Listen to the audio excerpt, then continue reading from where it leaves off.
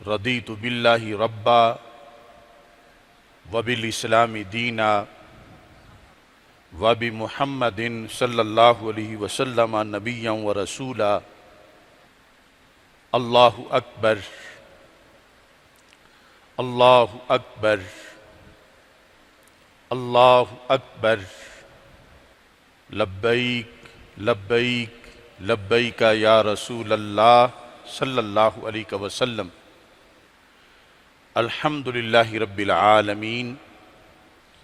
والصلاة والسلام علی حبیبہ الذی قال الحسین منی وانا من الحسین وعلی آلہ واصحابہ فی الدارین، اما بعد فاعوذ باللہ من الشیطان الرجیم، بسم اللہ الرحمن الرحیم۔ ان اللہ اشتری من المؤمنین انفسهم واموالهم بان لهم الجنہ، صدق اللہ العظیم وصدق رسولہ النبی الکریم الامین۔ ان اللہ وملائکتہ یصلون علی النبی یا ایہا الذین آمنوا صلوا علیہ وسلموا تسلیما۔ الصلاۃ والسلام علیک یا سیدی یا رسول اللہ وعلی آلک واصحابک یا سیدی یا حبیب اللہ۔ الصلاۃ والسلام علیک یا سیدی یا خاتم النبیین وعلی آلک واصحابک یا سیدی یا خاتم المعصومین۔ مولاي صل وسلم دائما ابدا علی حبیبک خیر الخلق کلہم۔ خدایا بحق بنی فاطمہ کہ بر قول ایما کنی خاتمہ، اگر دعوتم رد کنی ور قبول، منو دستو دامان آل رسول صلی اللہ علیہ وسلم۔ احسان مانتا ہے زمانہ حسین کا، احسان مانتا ہے زمانہ حسین کا، حور و ملک نے گایا ترانہ حسین کا۔ اب بھی سخی کے ہاتھ کی دھومیں ہیں چار سو، اب بھی سخی کے ہاتھ کی دھومیں ہیں چار سو، صدیوں سے بٹ رہا ہے خزانہ حسین کا۔ جس کے قصیدے آیت تطہیر نے پڑھے، جس کے قصیدے آیت تطہیر نے پڑھے، ایسا بنایا رب نے گھرانہ حسین کا۔ چیخا ہے جس کی ضرب سے ہر دور کا یزید، چیخا ہے جس کی ضرب سے ہر دور کا یزید، ایسا بنایا رب نے نشانہ حسین کا۔ سنی ہوں اس لیے ہوں میں شبیر پہ فدا، سنی ہوں اس لیے ہوں میں شبیر پہ فدا، پایا ہے عشق میں نے یگانہ حسین کا۔ آصف بقائے دین ہے کربل کی داستان، آصف بقائے دین ہے کربل کی داستان، یہ فیض بٹ رہا ہے روزانہ حسین کا۔ اللہ تبارک و تعالی جل جلالہ وعم نوالہ واتم برہانہ وعظم شانہ وجل ذکرہ وعز اسمہ کی حمد و ثنا، اور حضور سرور کائنات مفخر موجودات زینت بزم کائنات دستگیر جہاں غم گسار زماں سید سروراں حامی بے کساں قائد المرسلین خاتم النبیین والمعصومین احمد مجتبی جناب محمد مصطفیٰ صلی اللہ علیہ وعلی آلہ واصحابہ وبارک وسلم کے دربار گہر بار میں ہدیہ درود و سلام عرض کرنے کے بعد، السلام علیکم ورحمۃ اللہ وبرکاتہ۔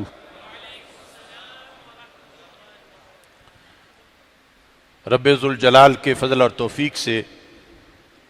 محرم الحرام کے پرنور لمحات میں نیو میمن مسجد کراچی میں اجتماع جمعۃ المبارک میں ہم سب کو شرکت کی سعادت حاصل ہو رہی ہے۔ صاحبزادہ والا شان حضرت صاحبزادہ مفتی محمد اکرام المصطفیٰ اعظمی صاحب زیدہ شرفہ رونق افروز ہیں۔ میری دعا ہے خالق کائنات جل جلالہ ہماری حاضری قبول فرمائے۔ سید المرسلین خاتم النبیین احمد مجتبی جناب محمد مصطفیٰ صلی اللہ علیہ وعلی آلہ واصحابہ وبارک وسلم کی سنتوں میں سے ایک عظیم سنت امام علی مقام سیدنا امام حسین رضی اللہ تعالی عنہ کا ذکر پاک بھی ہے۔ نواسہ رسول صلی اللہ علیہ وسلم جگر گوشہ بطول رضی اللہ تعالی عنہ حضرت سیدنا امام حسین رضی اللہ تعالی عنہ جس طرح نسب کے لحاظ سے بلند و بالا ہیں، اپنے کردار اور کسب کے لحاظ سے بھی بلند و بالا ہیں۔ بالخصوص میدان کربلا میں طاغوت کے مقابلے میں جو آپ نے کردار ادا کیا، اس کی بنیاد پر قیامت تک کے لیے حق گوئی، حق بیانی، حق کا پرچم اٹھانے کا نام حسینیت بن گیا۔ سیدنا علی المرتضیٰ رضی اللہ تعالیٰ عنہ جب صفین کی طرف جا رہے تھے اور نینوا کے مقابل پہنچے تو آپ نے فرمایا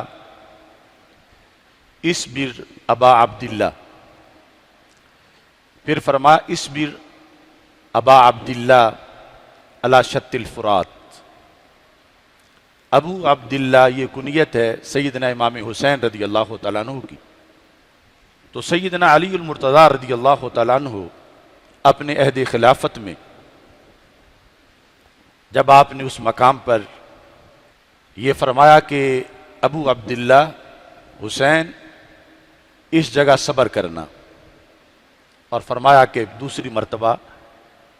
فرات کے کنارے پہ ابو عبداللہ صبر کرنا۔ جب ساتھ والوں نے پوچھا کہ اس گفتگو کا پس منظر کیا ہے، ساتھ تو ہم ہیں لیکن آپ گفتگو ابا عبداللہ سے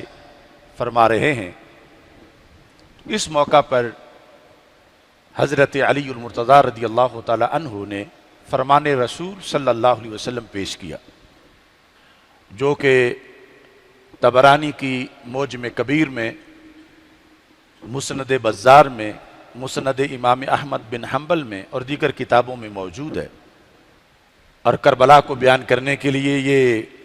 عظیم خطبہ ہے کہ زبان رسالت صلی اللہ علیہ وسلم سے جو الفاظ نکلے اور حضرت علی المرتضیٰ رضی اللہ تعالی عنہ نے جن کی روایت کیا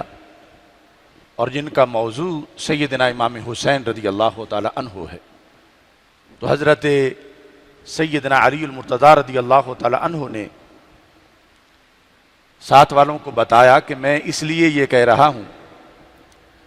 دخلت علی رسول اللہ صلی اللہ علیہ وسلم، میں اللہ کے رسول علیہ الصلوۃ والسلام کی خدمت میں حاضر ہوا، فَإِذَا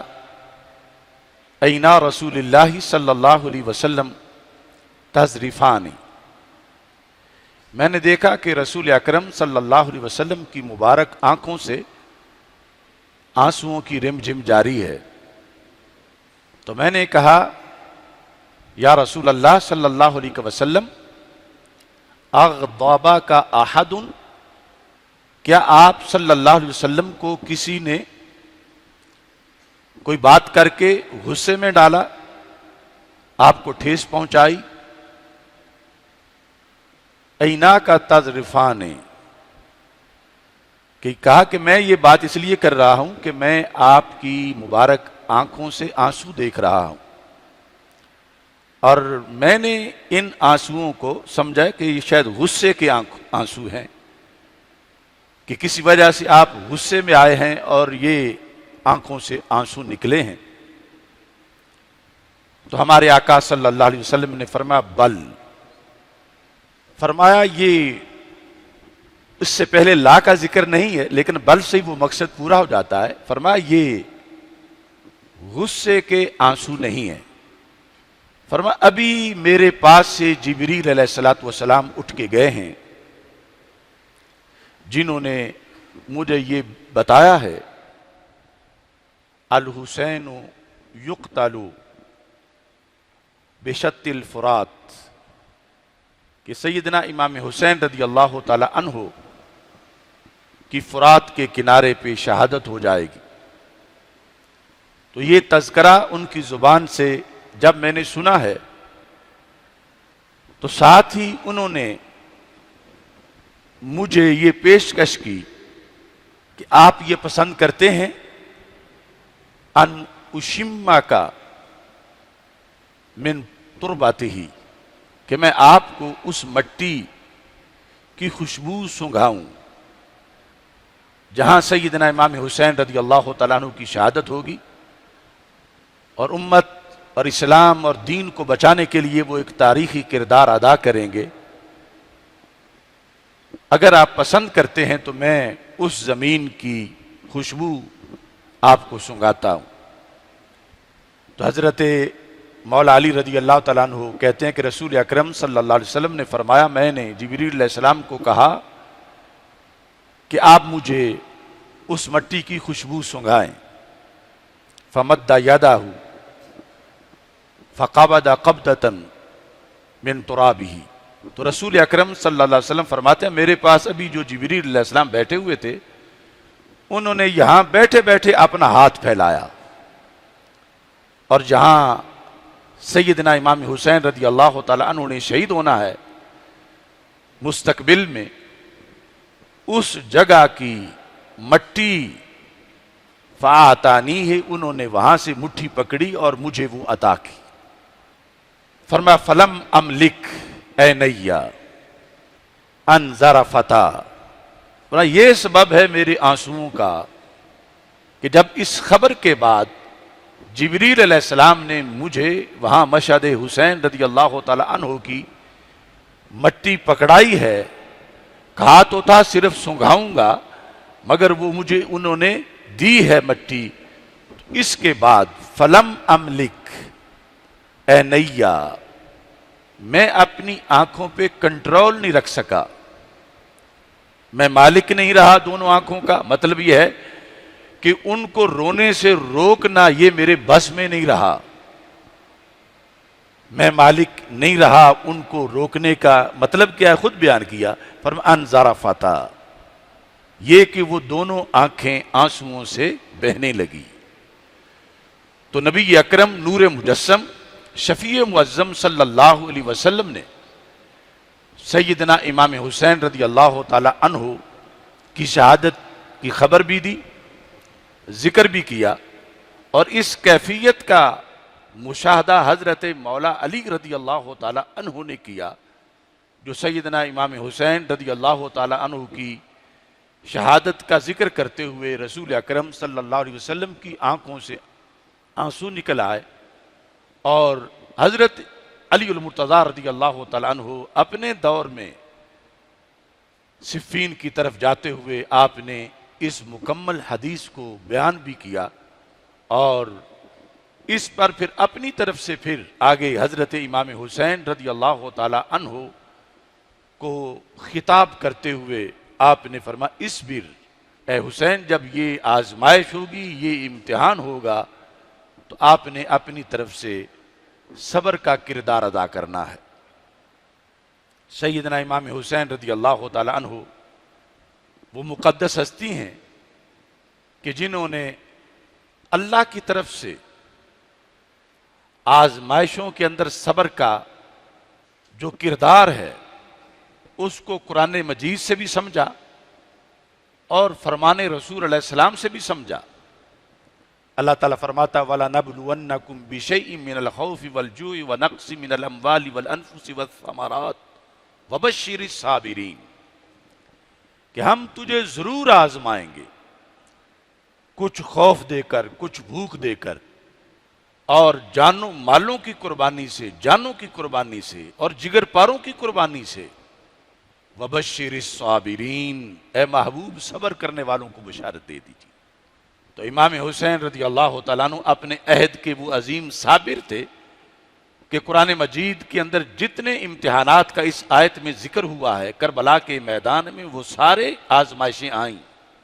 اور نواسہ رسول صلی اللہ علیہ وسلم نے اپنے کردار سے اللہ کے فضل کے ساتھ ان سارے امتحانات میں اعلیٰ نمبر پر، اعلیٰ درجات میں ان امتحانات کو پاس کیا۔ اور اللہ کی طرف سے جو حکم ہے کہ محبوب صابرین کو بشارت دے دو، تو ہم اہل سنت و جماعت کے نزدیک امام حسین رضی اللہ تعالیٰ عنہ اس پہلی صف میں ہیں کہ جو صابرین ہیں اور جنہیں اللہ کی طرف سے بزبان رسالت یہ بشارت دی گئی ہے۔ اور پھر رسول اکرم صلی اللہ علیہ وسلم نے اپنی احادیث میں جو تسلیم و رضا کے درجات بلند کیے اور بیان کیے، امام حسین رضی اللہ تعالیٰ عنہ نے اپنے کردار سے ان کو ریگے کربلا پر ثبت کیا۔ اور حضرت سیدنا علی المرتضیٰ رضی اللہ تعالیٰ عنہ نے جو اس بر کا فرمان دیا، اس پر بھی وہ قائم رہے، یہاں تک کہ جب 9 محرم الحرام اور 10 محرم الحرام کی درمیانی رات تھی اور صبح شہادتوں کا سلسلہ ہونا تھا، تو آپ نے اپنی عظیم ہمشیرہ سے حلف لیا کہ میرے سامنے حلف دو کہ کل جب ہماری شہادتیں ہوں گی، لا تشقی جیبا، تم گریبان نہیں پھاڑو گی، ولا تخمشی وجہا، تم چہرے پہ تماچو نہیں مارے گی، ولا تنادی بالویل، اور تم ہائے ہائے نہیں کرو گی۔ یہ باقاعدہ حلف لیا ان سے، اور انہوں نے بھی یہ حلف نبھایا، اور امت مسلمہ پر یہ ثابت کیا کہ خاندان رسول صلی اللہ علیہ وسلم سب سے پہلے تعلیمات رسول علیہ السلام پر عمل کرنے والے نفوس قدسیہ، چونکہ خالق کائنات جل جلالہ قرآن مجید برہان رشید میں حسینیت کے جو اصول ہم نے امت نے بعد میں دیکھے، اللہ نے آیات کے اندر جو ذکر کیا تھا وہ روح امام حسین رضی اللہ تعالیٰ عنہ میں موجود۔ سیدنا امام حسین رضی اللہ تعالیٰ عنہ کے ذکر کے ساتھ حسینیت کا تذکرہ ضروری ہے۔ اللہ تعالیٰ نے ارشاد فرما ان اللہ اشتری من المؤمنین انفسہم واموالہم بان لہم الجنہ، بے شک اللہ نے خرید لیا، مطلقاً انسانوں سے نہیں، مومنین سے خرید لیا۔ جتنا بڑا دربار ہوتا ہے اتنا بڑا ہی سودا ہوتا ہے، ہر جان اس لائق نہیں کہ اللہ اسے خریدے۔ ان اللہ اشتری من المؤمنین، اللہ نے مومنین سے خریدا، پہلے نمبر پر انفسہم، ان کی جانوں کو، واموالہم، ان کے مالوں کو، بِأَنَّ لَهُمُ الْجَنَّةِ، جنت دے کر رب نے یہ مسلمانوں سے دونوں چیزیں خرید لی۔ یہاں پر یہ بات بڑی قابل غور ہے، خریدتا کسی چیز کو وہ ہے جو اپنی نہ ہو، اور پھر جو خریدتا ہے وہ اس چیز کا محتاج ہوتا ہے، اور اللہ تعالیٰ کے لحاظ سے یہ دونوں باتیں نہیں پائی جاتی کہ دنیا میں کوئی چیز ہے ہی نہیں جو اس کے ملک میں نہ ہو اور وہ خریدے اور پھر اپنے ملک میں داخل کرے۔ جبکہ اس کے برعکس بھی ہو سکتا تھا کہ مومنوں نے اللہ سے جنت خرید لی اپنی جانیں دے کر، کہ خریدنے کی نسبت جو ہے وہ مومنین کی طرف ہوتی، ان کے ملک میں جنت نہیں تھی، یہ قیمت دے کے جنت لے لیتے، اور یہ محتاج ہیں، ان کے کوئی حکم لازم نہیں آتا کہ یہ خریدار کیوں بنے۔ تو تمام مفسرین نے اس بات کی وضاحت کی کہ یقیناً اللہ محتاج نہیں، اور یقیناً اس کو خریدنے کی حاجت نہیں. وہ صرف جس وقت ایک شہید ہوتا ہے اور ظاہری طور پر زخمی ہو جاتا ہے، کٹ جاتا ہے، اور لوگوں کے ذہن میں یہ تصور آنے لگتا ہے کہ یہ تو لٹ گیا، مٹ گیا، ختم ہو گیا، تو اللہ نے قیامت تک اسے مقابلے میں ایک پارٹی شو کر کے اس کی عظمت کو اجاگر کرنے کی یہ لفظ بولے کہ اسے عام نہ سمجھو، یہ تو بڑا عظیم ہے، اس واسطے کہ اس کی جان اتنی اہم ہے کہ اللہ نے اسے اپنے دربار کا سودا بنا لیا ہے. اللہ نے اس کی طرف نسبت کر لیا کہ اللہ اس کا خریدار بن گیا ہے. حالانکہ اس کی شایان شان نہیں تھا، لیکن پھر بھی اس کی عظمت کو اجاگر کرنے کے لیے کہ قیامت تک جب یہ مرتبہ شہادت پر فائز ہوگا تو زبانوں پر اس کی عظمت ہونی چاہیے، اس کا مرتبہ ہونا چاہیے. نہ بچا بچا کے تو رکھی سے تیرا آئینہ ہے وہ آئینہ جو شکست ہو تو عزیز تر ہے نگاہ آئینہ ساز میں، کہ رب سے جو عہد کیا وہ پورا کر لیا. یہ ماتم نہیں کرتے، یہ رب کا شکر ادا کرتے ہیں کہ جان تو اپنی تھی نہیں، رب سے بیچی ہوئی تھی اس کے سامنے، بس ادائیگی کرنی تھی، خدا نے ادائیگی کرنے کا موقع عطا فرما دیا. یہ ہے حسینیت کربلا کے میدان. اور پھر رب ذوالجلال نے بالجنہ نہیں فرمایا، بِأَنَّ لَهُمُ الْجَنَّةَ فرمایا. حالانکہ اشتریت الکتاب بدرہم، میں نے کتاب درہم کے بدلے میں خریدی،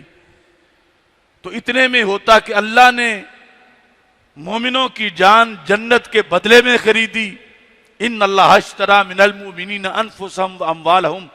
بان لهم الجنہ کی جگہ بالجنہ ہوتا تو جملہ تو پھر بھی پورا ہو جانا تھا. لیکن اس میں یہ تھا کہ جنت کو قیمت بنایا تو گیا ہے اور مومن کی جان جو ہے وہ خرید لی گئی ہے، لیکن ابھی تک اس قیمت کی ادائیگی نہیں ہوئی. جنت کا معاہدہ تو ہو گیا ہے مگر فیصلہ جا کر قیامت کو ہوگا. یہ بالجنہ ہے. اور بِأَنَّ لَهُمُ الْجَنَّةَ کا مطلب ہے کہ قیمت کی طور پر جنت کا فیصلہ بھی ہوا ہے اور جنت ان کے نام لگا بھی دی گئی ہے. صرف داخلہ بعد از وصال ہوگا اور پھر قیامت کے بعد ہوگا. یعنی یہ عربی کا کوئی حرف بھی بے معنی نہیں ہے کہ بالجنہ سے بھی مطلب پورا ہو جاتا تھا تو پھر بِأَنَّ لَهُمُ الْجَنَّةَ کس لیے ہے؟ تو وہ اس لیے ہے کہ بالجنہ سے مطلب تھوڑا پورا ہوتا ہے. اور اللہ تعالیٰ ان شہداء کی عظمت پر اور اصل میں مومنین جو یہ کام کر گزرتے ہیں ان کی عظمت کو یہ واضح کر دیا کہ صرف جنت کا معاہدہ ہی نہیں ہوا بلکہ اللہ کی طرف سے ان کو جنت الاٹ کر دی گئی ہے. آگے داخلے کی وہ شرائط ہیں وہ بعد میں پوری ہوتی رہیں گی. لہٰذا اس منصب پر پہنچ کر شہید ہائے ہائے نہیں کر رہا ہوتا بلکہ اپنے رب کا شکر ادا کر رہا ہوتا. ہاں ظالم کو کوئی اس میں کسی طرح کی چھٹی نہیں ملے گی، اس سے ایک ایک بال کا حساب لیا جائے گا اور اس کی مذمت کی جائے گی. مگر شہید چیختا پیٹتا چلاتا نہیں جاتا، وہ اپنی خوشی سے اپنی جان اپنے مالک کے سپرد کر دیتا ہے. تو مطلب کیا تھا کہ ایک ہے اصل میں جو دو چیزیں ہوتی ہیں سودا اور اس کی قیمت، ان میں قانون ہے ہر دور سے، اس وقت بھی تھا جب قرآن اتر رہا تھا اور آج بھی ہے کہ اصل ویلیو قیمت کی نہیں ہوتی، سودے کی ہوتی ہے. جس نے 10 کروڑ کی ایک گاڑی خریدی تو گاڑی سودا ہے، 10 کروڑ اس کی قیمت ہے. اس کا کیا مقصد بنا کہ اس نے کہا گاڑی ملنی چاہیے، 10 کروڑ جاتا ہے تو چلا جائے. اگر اس کو 10 کروڑ پیارا ہوتا گاڑی کے مقابلے میں تو 10 کروڑ کیوں دیتا، گاڑی دور رہنے دیتا. جو بھی کوئی چیز خریدتا ہے جو مبیع ہے وہ اعلیٰ درجے کا ہوتا ہے، قیمت کو اس پہ قربان کر دیا جاتا ہے. تو آیت کی روشنی میں اللہ نے بندہ مومن کی جان کو سودا بنایا اور جنت کو قیمت بنایا، جبکہ جو دوسرا انداز تھا کہ مومن خریدار ہوتے جنت کے اور جانیں قیمت بنتی، تو ویلیو جنت کی ظاہر ہوتی، شہید کی جان کی ویلیو نہ ظاہر ہوتی۔ اللہ نے اپنی طرف خریدنے کی نسبت بھی کر لی، حالانکہ خود اس کے پاس سب کچھ موجود ہے، اس کے ملک میں ہے، یہ ظاہر کرنے کے لیے کہ شہید وہ شہید ہے، حسین وہ حسین ہے، کہ جنت کو ان کی جان کی قیمت بنا دیا گیا ہے اور جنت ان پر وار دی گئی ہے۔ ہر شہید کے لحاظ سے یہ یعنی اتنا اونچا درجہ ہے، جس کو امام حسین رضی اللہ تعالی عنہ نے خود سمجھا ہوا تھا اور اپنے قافلے کے ہر فرد کو سمجھایا ہوا تھا، لہذا ان کا تذکرہ کرتے ہوئے سینہ کو بھی نہیں کی جاتی، بلکہ ان کے کردار کی سبق اور تصدیق اور الزام کو بیان کیا جاتا ہے۔ حسینیت کا سبق قیامت تک کے لیے جب بھی کوئی حق گوئی، حق پرستی، حق کی حمایت میں نکلے گا، اسے پیچھے مڑ کے جذبوں کے حصول کے لیے امام الشہداء شہداء کا کردار سامنے نظر آئے گا۔ ہر وقت میں آزمائش اور ہر وقت میں لوگوں کے لیے ایک حسینیت اور مقابلے میں ایک یزیدیت، اور حسینیت والے ہمیشہ سب کچھ پار کے بھی اپنا حسینی کردار ادا کرتے ہیں۔ سید المرسلین خاتم النبیین احمد مجتبی جناب محمد مصطفیٰ صلی اللہ علیہ وسلم کی ناموس پر پہرا دینا یہ ایک فریضہ ہے، اور جب اس پہرے کا وقت آ جائے تو پھر حسینیت یہ ہے کہ علی اعلان اس پہرے کے لیے بندہ حاضر ہو جائے اور حسینی ہونے کا ثبوت دے۔ نماز دن میں 5 مرتبہ فرض ہے، زکوٰۃ سال کے بعد ہے، روزہ 11 مہینے کے بعد ہے، حج استطاعت پر ہے زندگی بھر، لیکن ناموس رسالت کے تحفظ کا فریضہ نہ زندگی میں ایک بار ہے، نہ سال میں ایک بار ہے، نہ دن میں 5 بار ہے۔ یہ وہ فرض ہے جو ہر گھڑی مومن کے اوپر لازم ہے، اور مختلف حالات میں مختلف کربلائیں آتی ہیں۔ رسول اللہ صلی اللہ علیہ وسلم کے خاکے بنانا کیوں کفر ہے، کیوں توہین ہے؟ اس واسطے کہ اس میں غیر نبی کو نبی شو کیا جاتا ہے، وہ خواہ کوئی تصویر ہو یا خواہ کوئی انسان ہو جس کو بنایا جائے، اور بالاتفاق امت میں غیر نبی کو نبی کہنا کفر ہے۔ تو یہ جتنی بھی نبیوں کے بارے میں فلمیں بنائی گئی، معاذ اللہ ان میں کفر کا ارتکاب کیا گیا۔ ایک بندہ وہ کتنا ہی تہجد گزار کیوں نہ ہو، وہ حضرت سیدنا یوسف علیہ السلام کے پاؤں جیسا بھی نہیں ہو سکتا۔ اور یہاں تو بالکل فاسق و فاجر اور کس طرح کے لوگوں کو وہ کردار بنا کے پیش کر دیا جاتا ہے، اور لوگوں کے ذہن میں بار بار یہی آتا ہے معاذ اللہ اس کے نبی ہونے کا تصور۔ تو یہ ایک لمحے کے لیے بھی جو غیر نبی کو نبی قرار دے یا غیر نبی کو نبی سمجھ لے، وہ کافر ہو جاتا۔ اس کفر میں کس نے لوگوں کو ڈالا؟ جس نے یہ فلم بنائی، جس نے اس طرح کا کوئی کردار ادا کیا۔ اور اس کے لحاظ سے پھر وہ کوئی چینل بھی ہو، وہ کوئی شخص بھی ہو، جس وقت وہ ایسا کردار ادا کرتا ہے تو سب سے پہلے حسینیت یہ ہے کہ بندہ گونگا نہ رہے، اپنے علم اور قلم سے فتویٰ تو دے کہ یہ توہین ہے، یہ کفر ہے۔ اور اس کے بعد یہ ہے کہ حکمرانوں پر ضروری ہے کہ اس کی طرف کان دھریں، ان پر سب سے پہلے فریضہ ہے، کیونکہ وہ سیٹ پہ بیٹھے ہوئے ہیں، اگرچہ وہ امیر المومنین نہیں، لیکن غصب انہوں نے سیٹ امیر المومنین کی ہوئی ہے، ان پر فرض ہے۔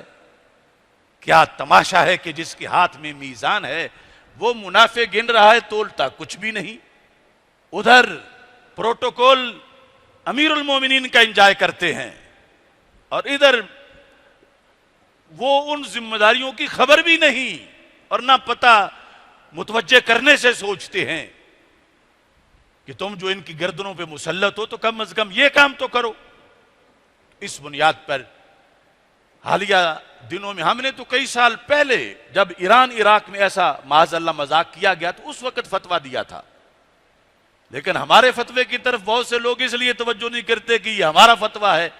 اگر اس وقت یہ سٹینڈ لے جاتے تو آج جیو یا اور کسی کی کوئی باری نہ آتی ان گستاخیوں کی۔ حسینیت یہ بھی ہے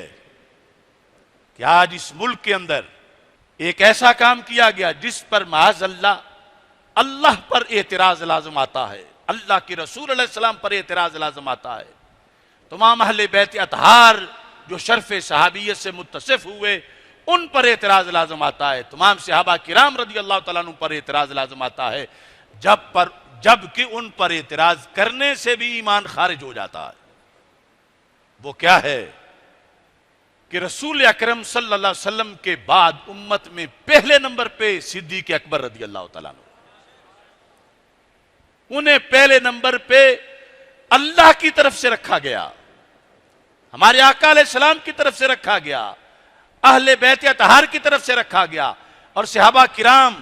سب کی اجماع سے ان کو پہلے نمبر پر رکھا گیا۔ میرے آقا علیہ السلام نے انہیں مصلی دیا، سیدنا صدیق اکبر رضی اللہ تعالیٰ عنہ کو، اور حضرت مولا علی رضی اللہ تعالیٰ عنہ سے کسی نے پوچھا خلافت کا مسئلہ، فرمایا رضینا لدنیانا ما رضی بہ رسول اللہ صلی اللہ علیہ وسلم لدیننا،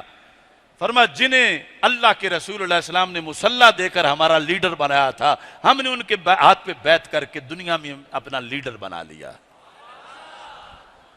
اب کوئی ایسی چیز جس سے ان کی اس افضلیت پر، اس خلافت پر معمولی سا شک کا دروازہ کھلے، وہ ان تمام ذوات پر اعتراض کرنے کا راستہ کھول رہا ہے۔ امت میں صدیق لقب بخاری سے لے کر سیاہ اور ساری صدیوں میں